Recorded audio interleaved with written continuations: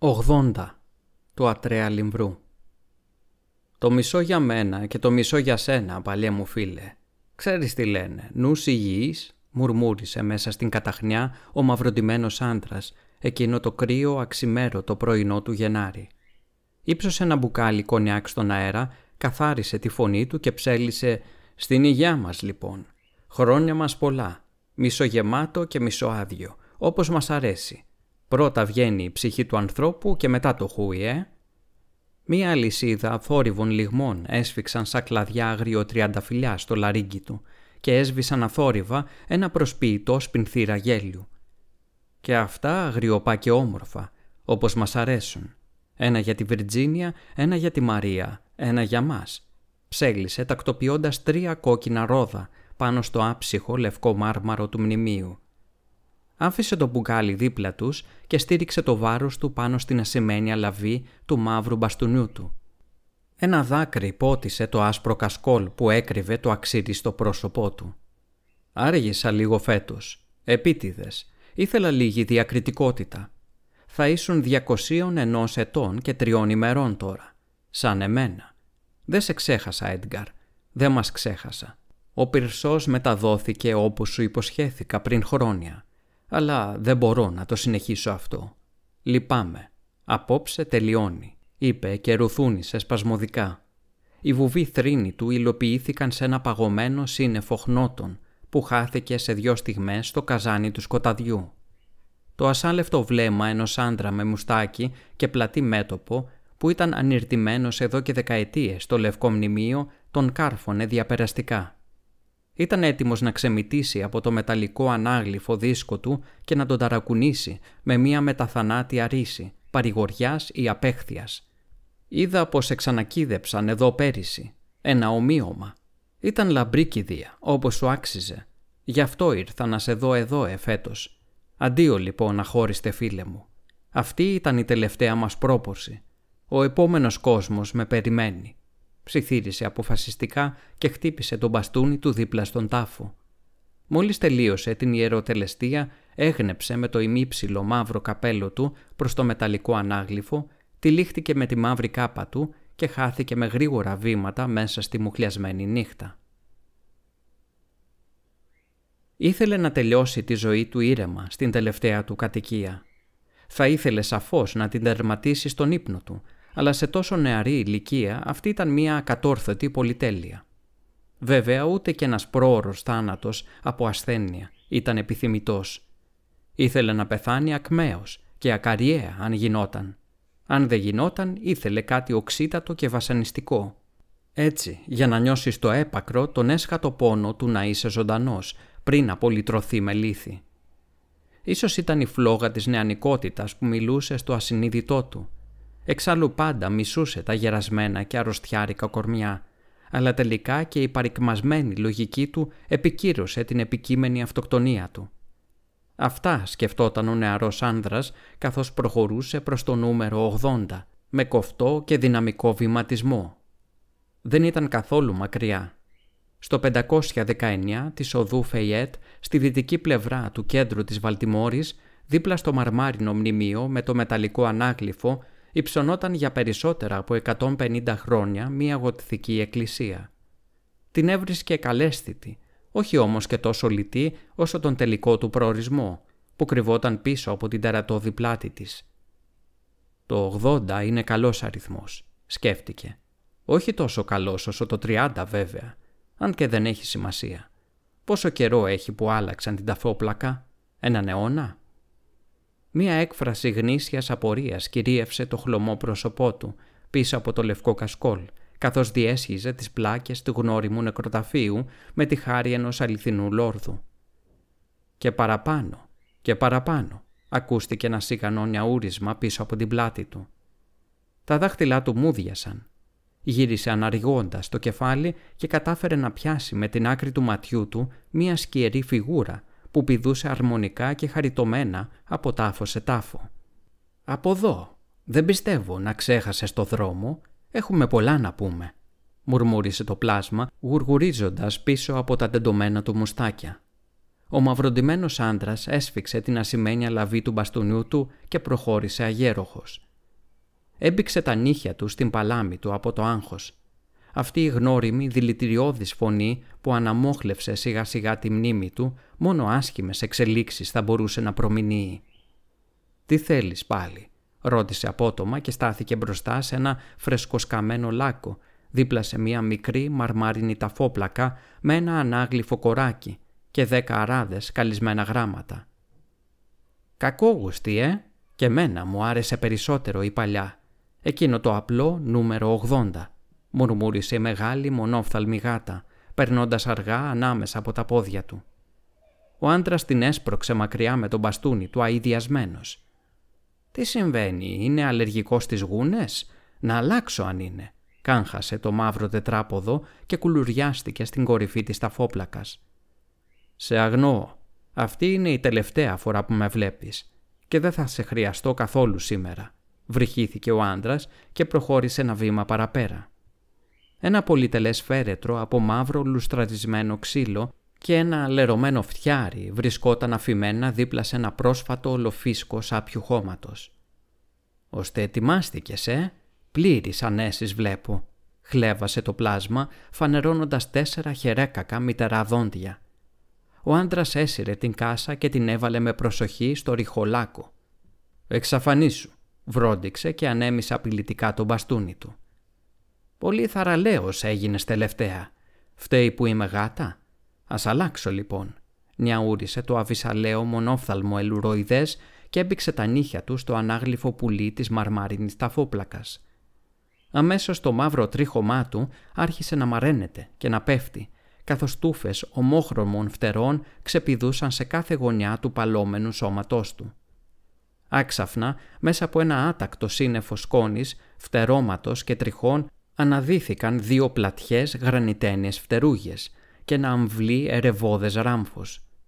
«Έτσι, για να θυμηθούμε τον παλιό καλό καιρό», έκροξε το πουλί και χτύπησε ρυθμικά τα γαμψά νύχια του.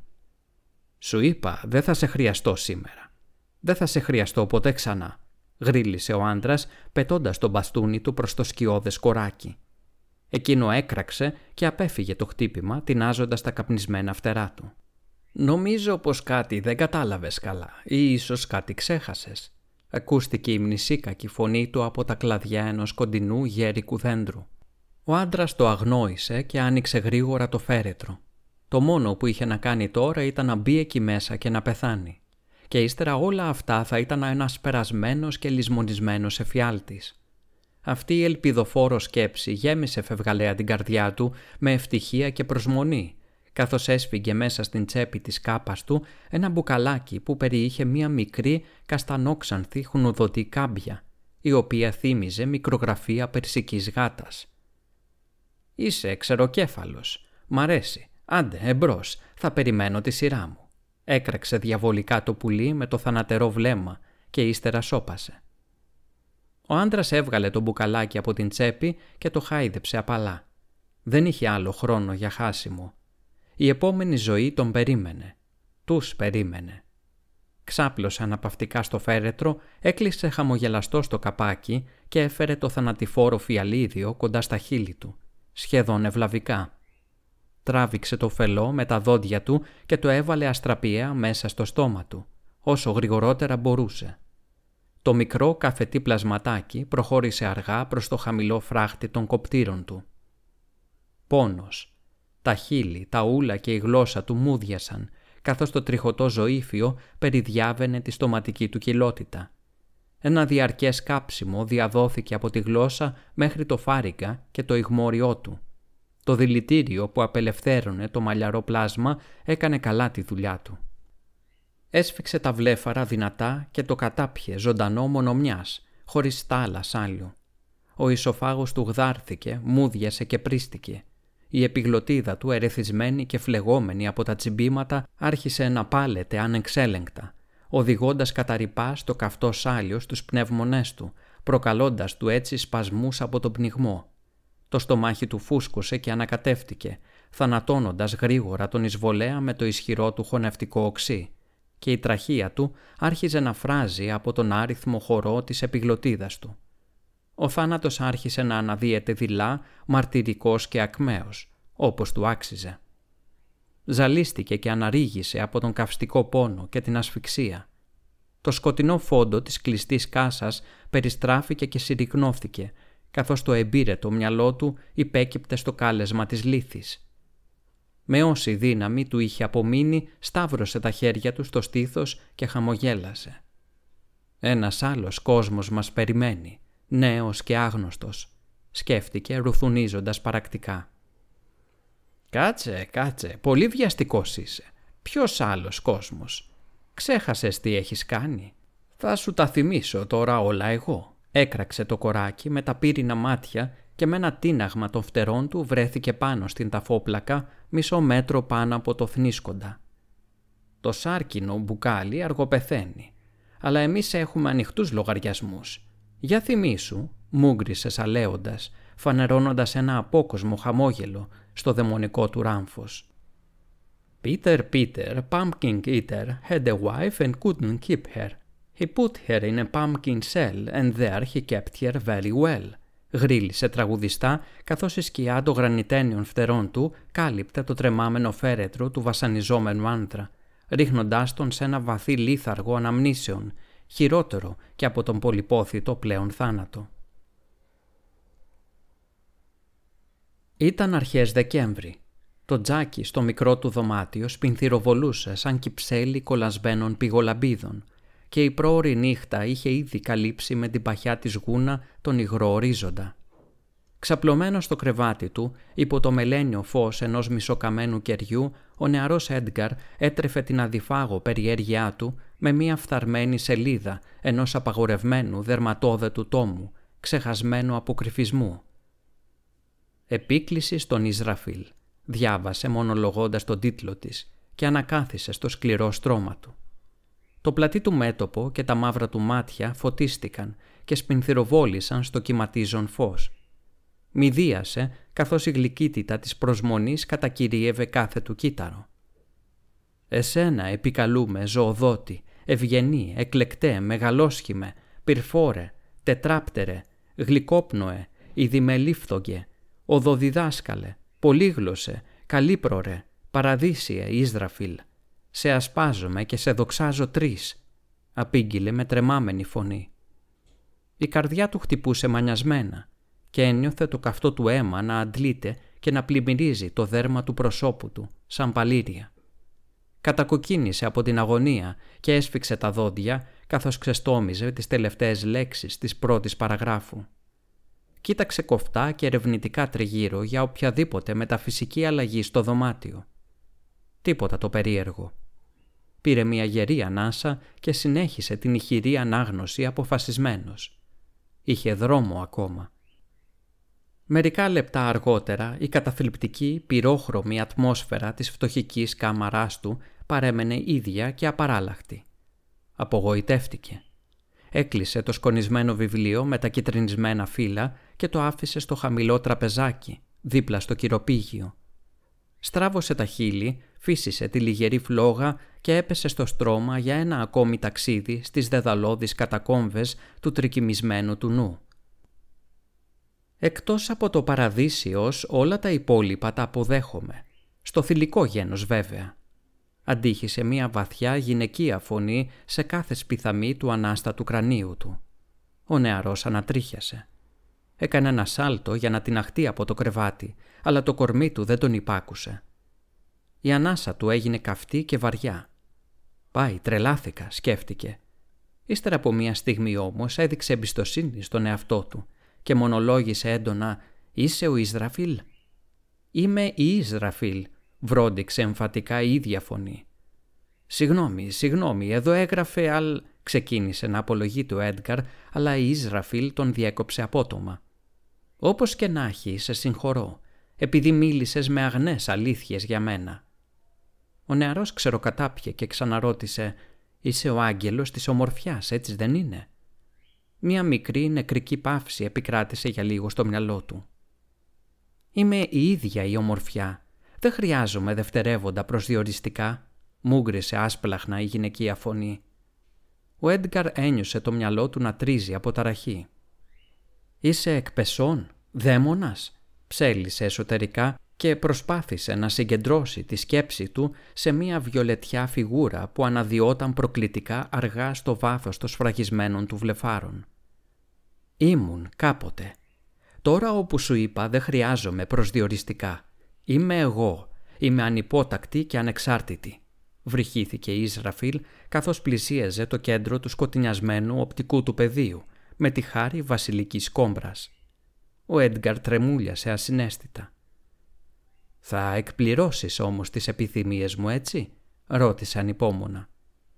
«Τις επιθυμίες σου? Δηλαδή πόσες?» κάγχασε η μελαχρινή γυναίκα με τα βιολετιά πέπλα που περιδιάβαινε σαγηνευτικά τα θεόρατα κύματα του φουρτουνιασμένου του μυαλού. «3, τόσες δεν εκπληρώνεται?» ξαναρώτησε εκείνος με την ανάσα στο στόμα. Η Ισραφήλ γέλασε περιπεκτικά. «Με διασκεδάζεις. Ας είναι. Θα αμυνθώ και με το παραπάνω», χλέβασε συσπώντας τα μαύρα της χείλη σε ένα ειρωνικό χαμόγελο. «Ό,τι θέλεις πάρε, και την ψυχή μου αν θες. Αλλά πρώτα θέλω», ξεκίνησε να λέει ο Έντγκαρ χυμαρώδης, αλλά η απόκοσμη παρουσία τον διέκοψε άσπλαγνα. «Λεφτά, δόξα, δικό σου κράτος? Δεν με νοιάζουν αυτά. Θέλω να δω την ομορφιά.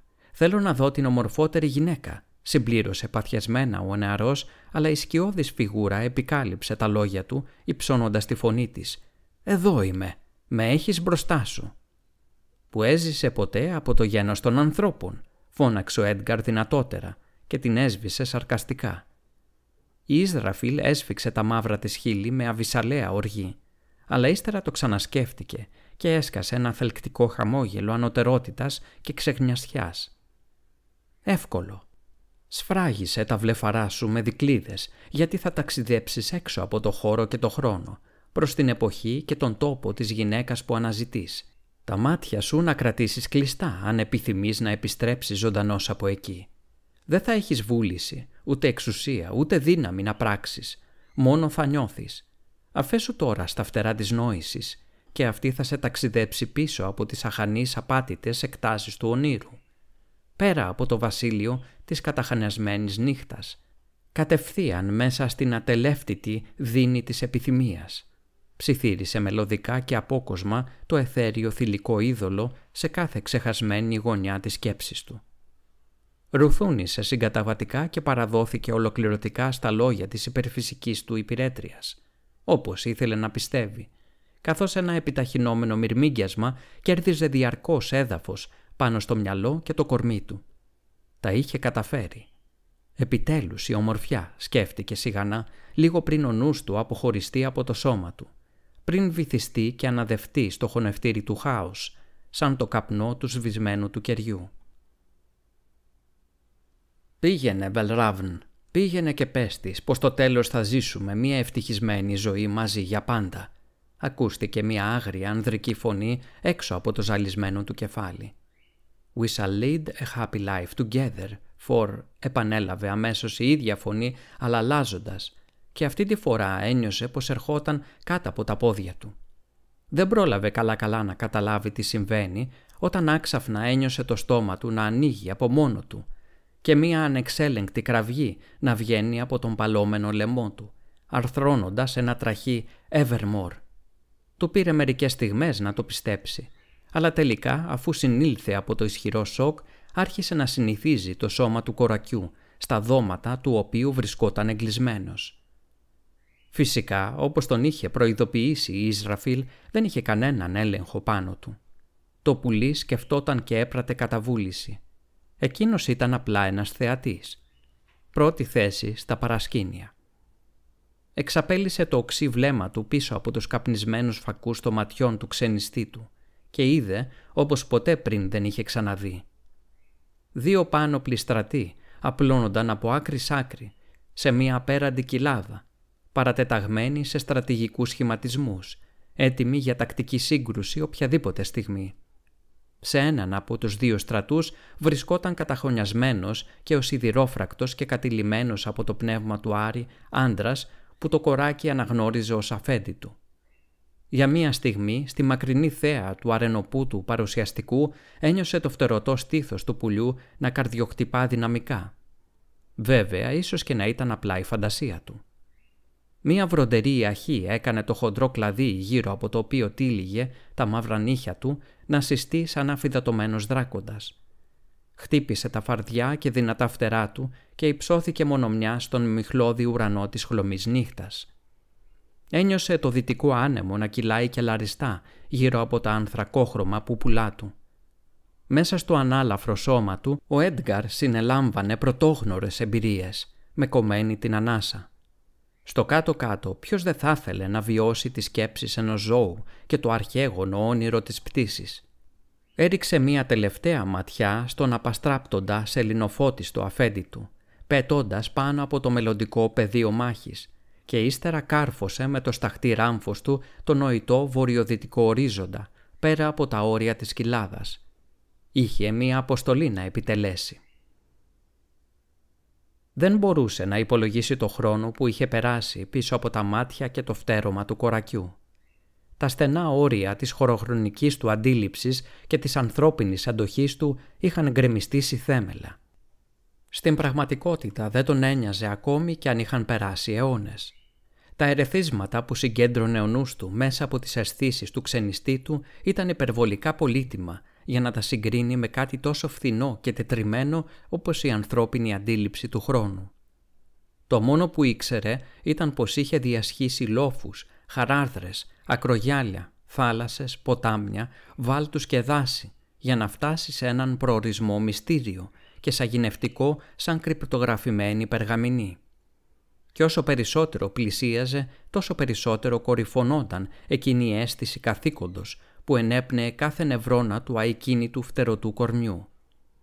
«Βαλράβν, ήρθες!» ακούστηκε από μακριά μια γυναικεία τσιρίδα χαρμόσυνης έκπληξης και οι σκέψεις του αποσυντονίστηκαν μόνο μιας. Ήταν εκείνη, ο λόγος για τον οποίον επικαλέστηκε την Ισραφήλ. Βούτυξε απροετοίμαστος σε ένα άγνωστο τόπο και χρόνο. Απίκησε το σώμα ενός πουλιού και διέσχισε μαζί του τα 1000 πρόσωπα της γης.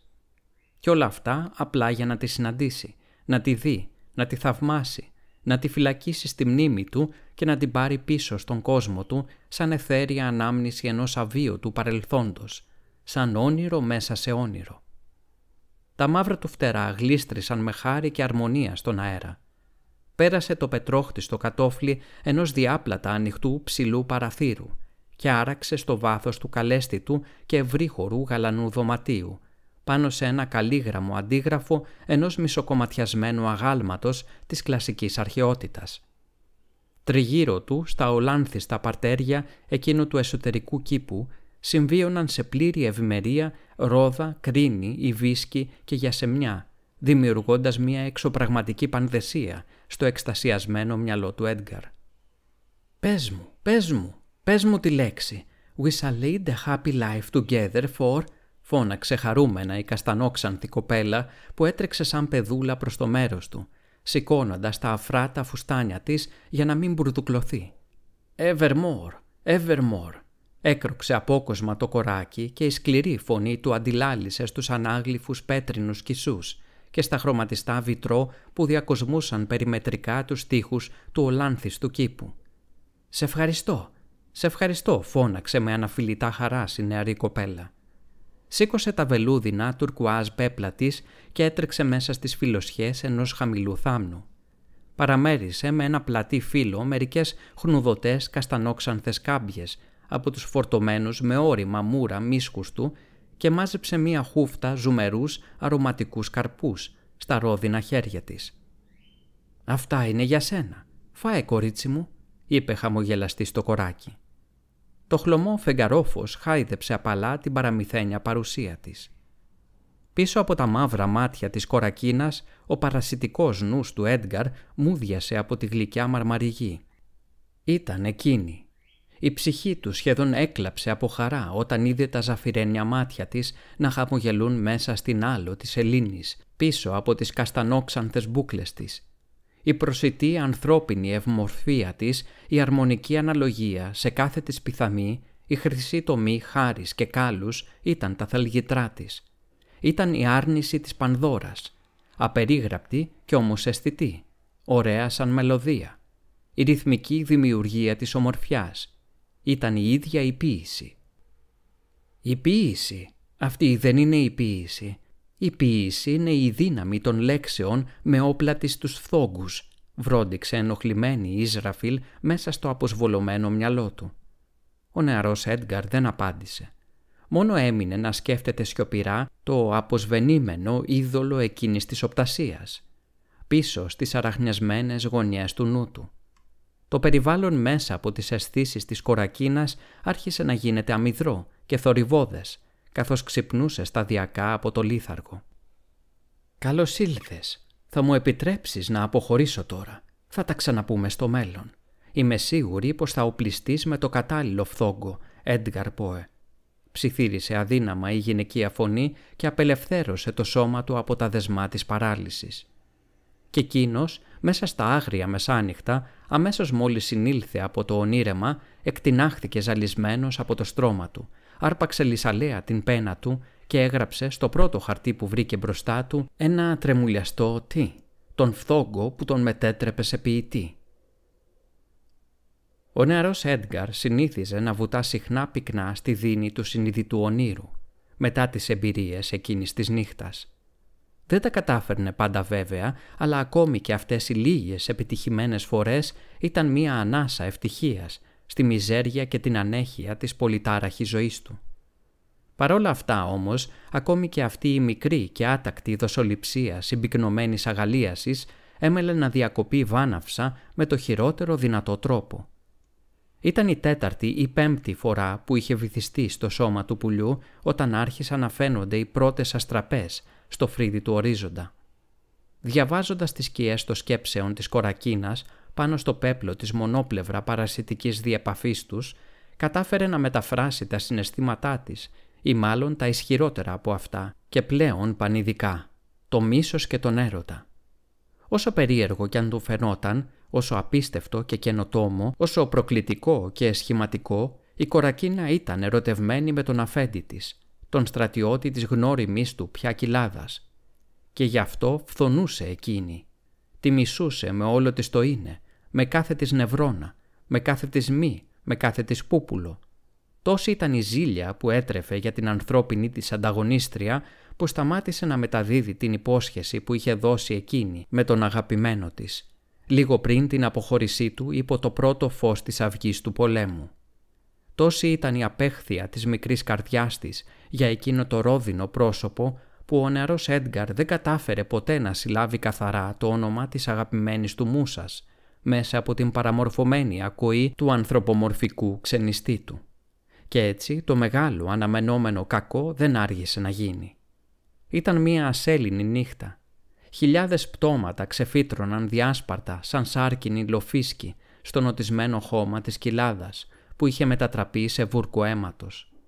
Εγκλεισμένος στο σώμα της κορακίνας, ο Έντγκαρ γευόταν βουλημικά τη σάρκα μιας φρέσκιας ανθρώπινης καρδιάς που πλημμύριζε με πηχτό αίμα το άσπλαχνο ράμφος της.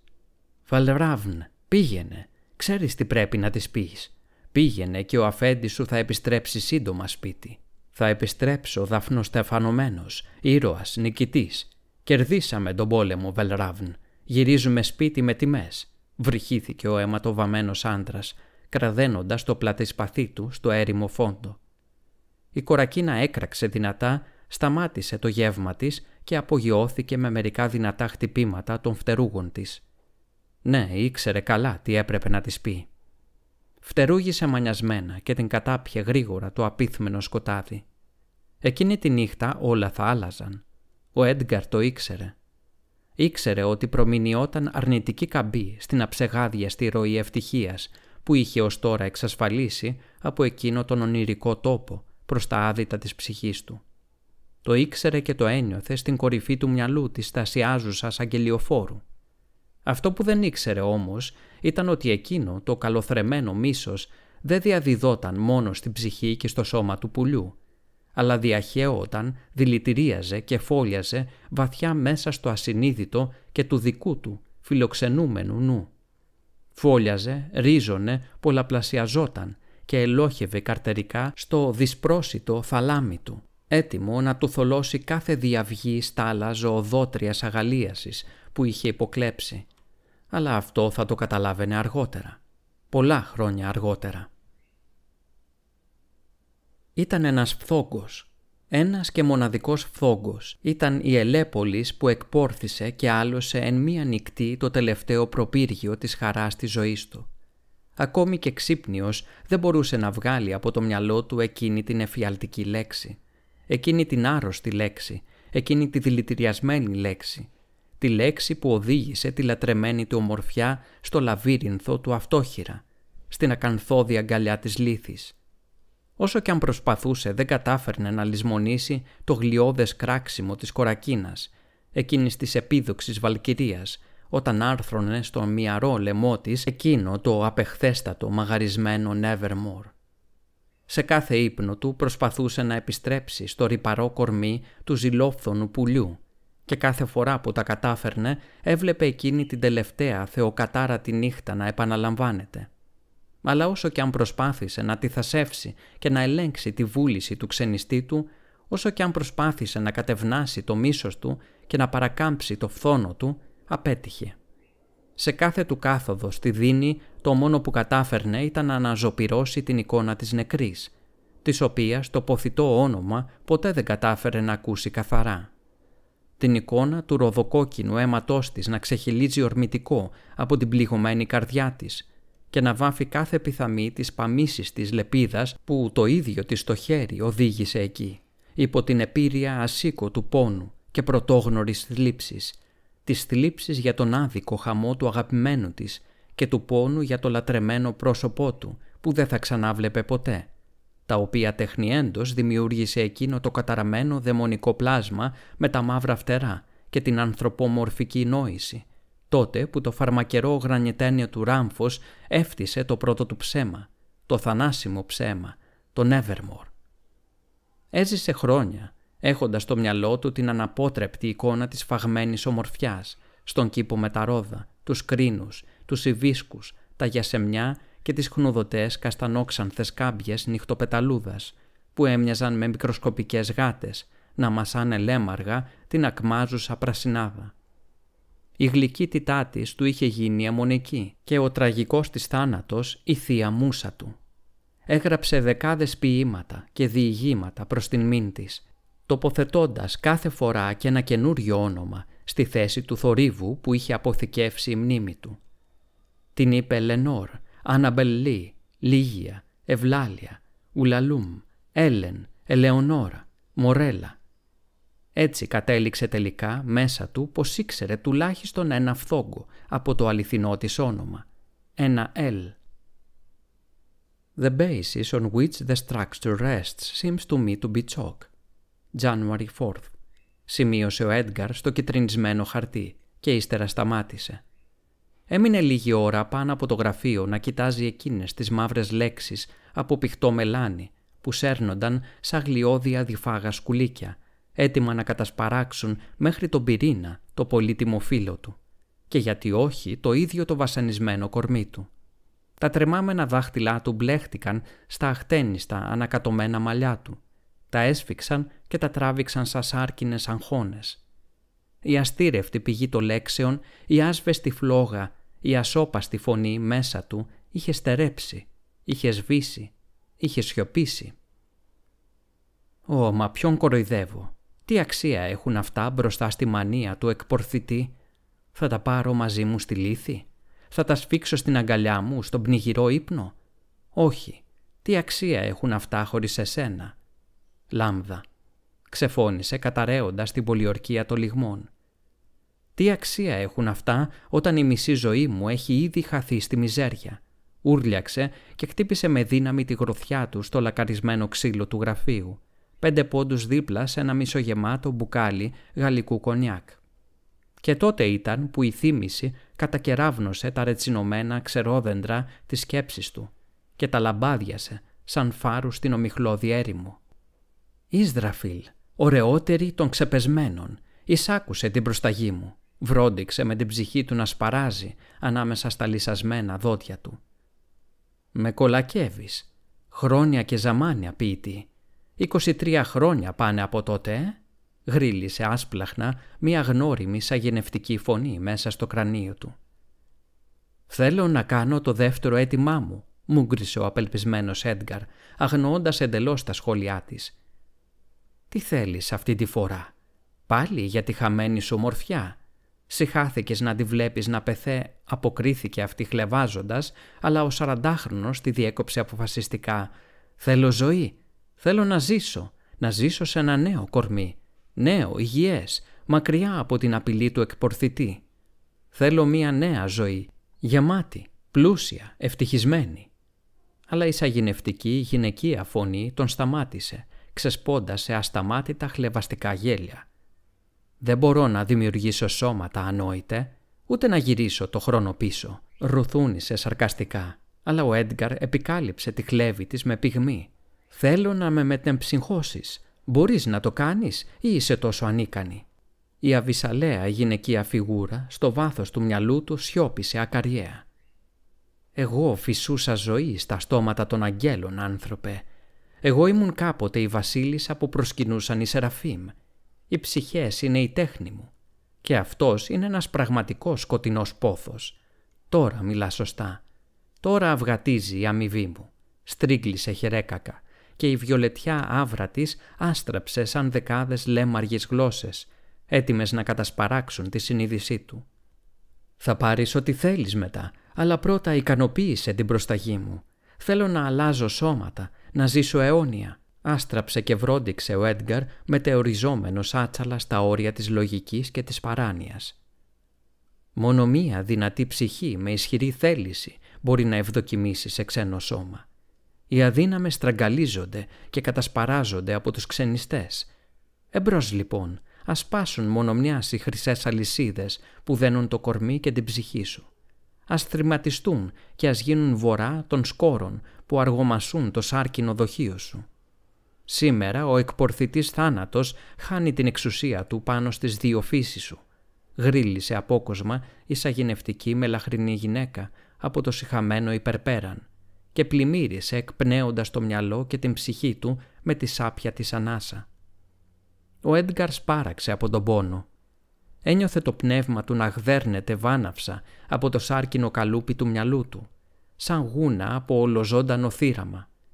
Τα συναισθήματά του κορυφώνονταν και εκμηδενίζονταν 10 φορές μέσα σε μια στιγμή, ενώ το κρανίο του ταλαντώνονταν δεξιά και αριστερά σαν δαιμονισμένο, κορονίδα στους ισχυρούς σπασμούς που βασάνιζαν το κορμί του, καθώς τσακιζόταν σαν ξύλινη μαριονέτα. Και ύστερα όλα εξομαλύνθηκαν, μόνο μιας. Ηρεμία. «Με συγχωρείτε, θα ήθελα να σας ενημερώσω σχετικά με τις σημερινές εκλογές.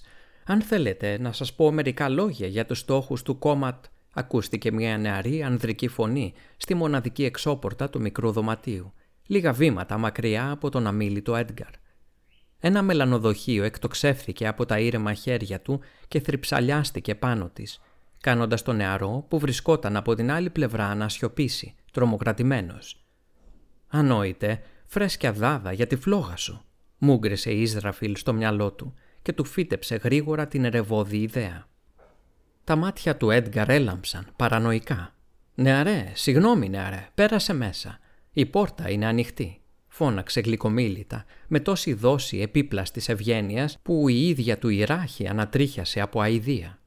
Η ξύλινη εξώπορτα έτριξε δειλά.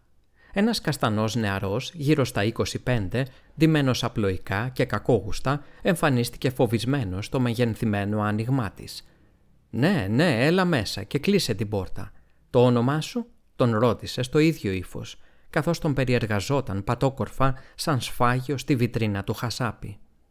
«Ρέινολντς, κύριε», ψέλισε τραυλίζοντας ο νεαρός και έκλεισε πίσω του την πόρτα. «Ρέινολντς. Καλό, μου κάνει υποθέτω», κάγχασε διαβολικά ο Έντγκαρ και τον πλησίασε απειλητικά. Ο νεαρός Ρέινολντς τρομοκρατήθηκε και έκανε να φύγει, αλλά ο Έντγκαρ δεν του άφησε κανένα χρονικό περιθώριο.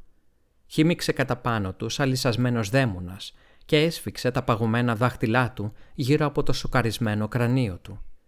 Το λαμπυρίζον μαύρο βλέμμα του τρύπησε σαν κοινώδοντας τα φοβισμένα μάτια του νεαρού. «Μετεμψύχωση», ψιθύρισε και τα σκοτεινά του μάτια γυάλισαν σαν ράμφος κορακιού στο σελινόφος. Τα δεσμά ψυχής και σώματος του καστανού νεαρού θερίστηκαν σαν βούτυρο στο δρεπάνι της αβυσαλαίας θέλησης του αποτρελαμένου Έντγκαρ. Τα σώματα τους έπεσαν σαν γεμάτα σακιά στα σανίδια του πατώματος, καθώς οι ξεριζωμένες ψυχές τους αντάλλαζαν τα σάρκινα δοχεία τους. Η μεταψύχωση ολοκληρώθηκε, ακαριέα. «Είσαι σκέτος δαίμονας», αποφάσισα την αμοιβή μου. «Στο τέλος των αιώνων θα ξεριζώσω με τα γυμνά μου χέρια το περιεχόμενο του τελικού δοχείου σου και θα απολαύσω ένα λουκούλιο γεύμα, αξιοζήλευτο και ποθητό ακόμη και από τους κολλασμένους δούκες. Ποιος ξέρει τι πνευματικά παράσιτα θα έχει συσσωρεύσει ως τότε πάνω στο άειλο κουφάρι σου». Βρυχήθηκε χασκογελώντας η Ίσραφιλ μέσα στους 4 τοίχους του μικρού δωματίου και εξαφανίστηκε πίσω από ένα αχνό σύννεφο απόκοσμου καπνού. Ο Έντγκαρ σηκώθηκε σαν να μην συνέβη τίποτα και περιεργάστηκε γεμάτο ζωντάνια το καινούριο του σώμα. Το παλιό και αρρωστιάρικο δοχείο του βαριανάσαινε, ακλόνητο στο πάτωμα, σπάζοντας αργά το κεφάλι από ώμο σε ώμο. «Τι είναι αυτά τα κουρέλια, Θεέ μου, φέρε τα ρούχα μου πίσω και πάρε τα χωριατόπανά σου», ψιθύρισε με την ολοκαίνουρια νεανική φωνή του και ξεκίνησε να γδίνει τον παράλυτο εαυτό του. «Έχεις αδύναμη θέληση και ανίσχυρη ψυχή, νεαρέ Ρέινολτς», ρουθούνισε καθώς ξεκούμπονε το άσπρο πουκάμισο από το τρεμάμενο στήθος του παλιού του σώματος. Και όπως αποδείχτηκε μερικές μέρες αργότερα, είχε απόλυτο δίκιο. Ο θάνατος του Έντγκαρ Άλαν Πόε ήταν ένα δυσάρεστο γεγονός που έδωσε μία πικάντικη πινελιά στα καθημερινά κουτσομπολιά των κατοίκων της Βαλτιμόρης.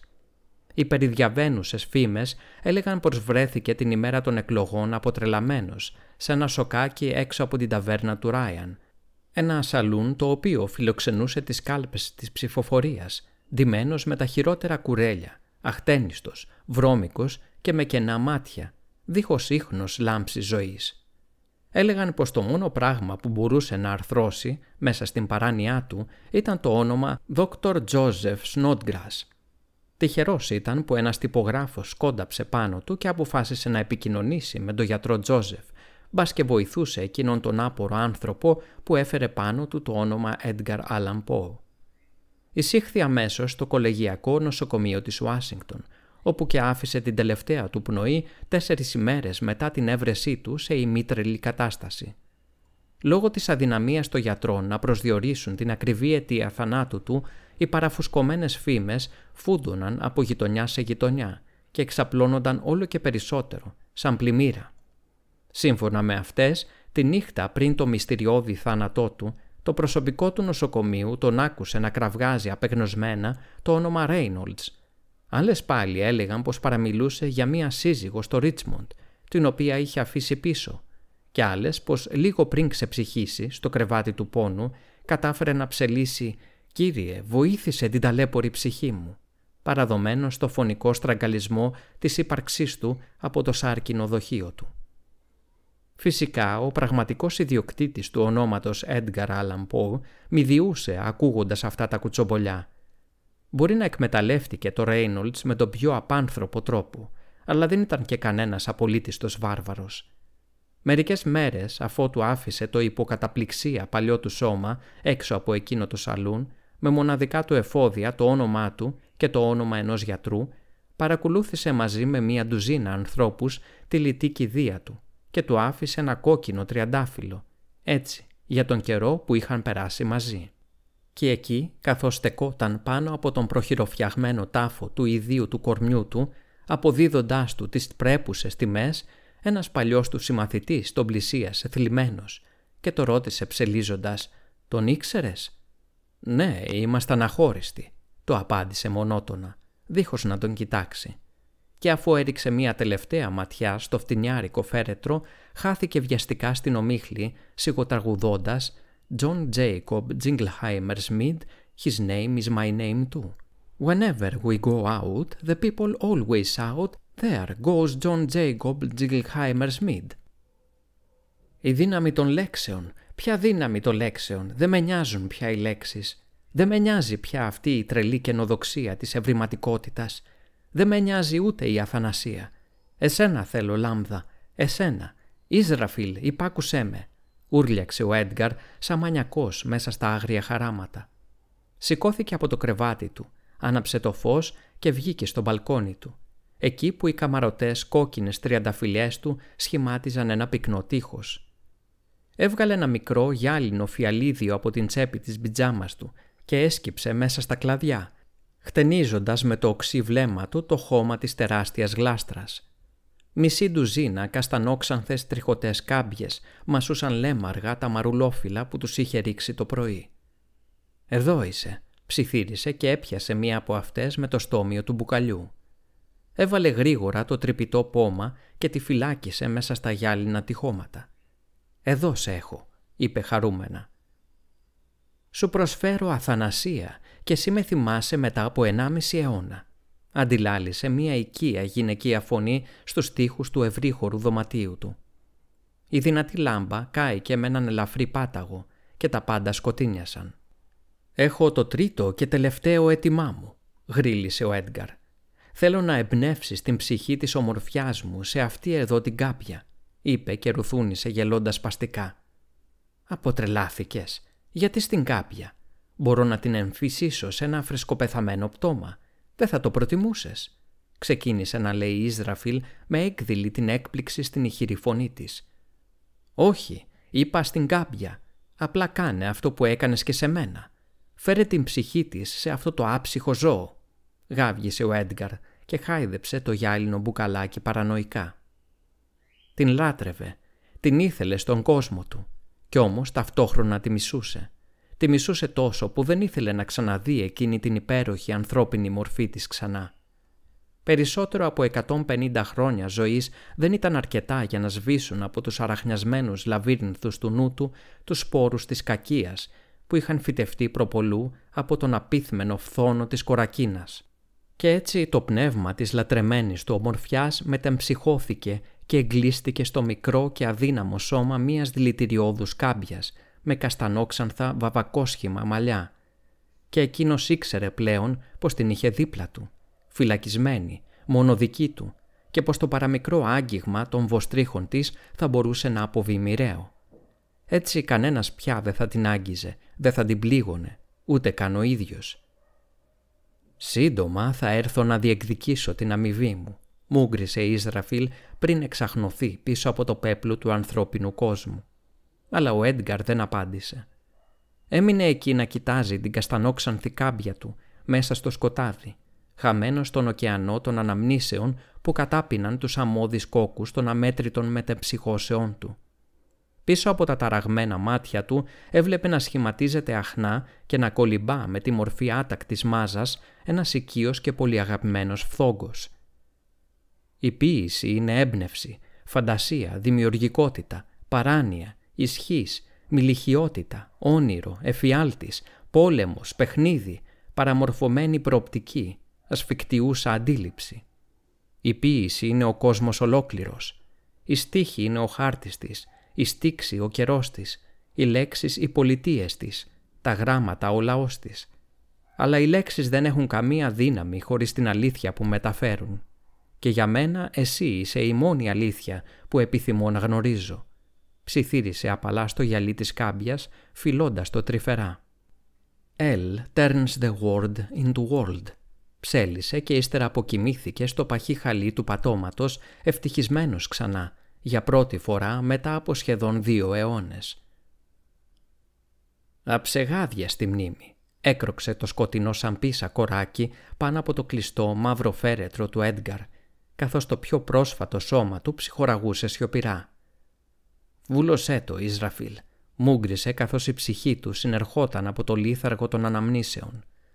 «Σήμερα όλα θα τελειώσουν», προσέθεσε με ένα μακάβριο κλαυσίγελο και έσφιξε τα δόντια του αναρριγώντας από τον πόνο και την κάψα του δηλητηρίου.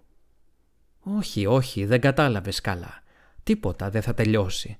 Σήμερα αρχίζει το καλύτερο», έκραξε περιπεκτικά εκείνη μέσα από το κορακίσιο στόμα της. «Σήμερα που είμαστε οι 3 μας». Ο Έντγκαρ άνοιξε το στόμα να απαντήσει κάτι επιθετικό, όμως το σώμα του ξενιστή του αρνήθηκε να υπακούσει. Ήταν πια νεκρό, θεραπευμένο από τη ζάλη του πυρετού που λέγεται ζωή. Περίμενα ατελείωτες δεκαετίες αυτή τη μέρα. Περίμενα καρτερικά, υπομονετικά, πεινασμένα. Αλλά ποιος θα ανέμενε αυτή την κατάληξη? 2 ψυχές μέσα στο ίδιο πτώμα. Ή μήπως νόμιζες πως η αγαπημένη σου ομορφιά θα απελευθερωνόταν από το χωνεμένο κουφάρι της κάμπιας και θα πετούσε αποδεσμευμένη μαζί σου στους ουρανούς? Ο θάνατος δεν έχει δικαιοδοσία πάνω σας πια. Πώς περίμενες να σας ανεβάσει στην αχερουσία γόνδολά του? Οι ψυχές σας ανήκουν σε μένα τώρα. 2 δώρα μέσα σε ένα περιτύλιγμα. 2 κρασιά σε ένα μπουκάλι. Και θα περιμένω να οριμάσουν μέχρι το τέλος των αιώνων. Ούρλιαξε το ερεβόδες πτηνό, καγχάζοντας διαβολικά υπό την υπόκρουση του επιθανάτιου ρόγχου των 2 πνευμάτων, που είχαν φυλακιστεί για πάντα πάνω στο αχνό και σκιώδες σύνορο της ζωής και του θανάτου.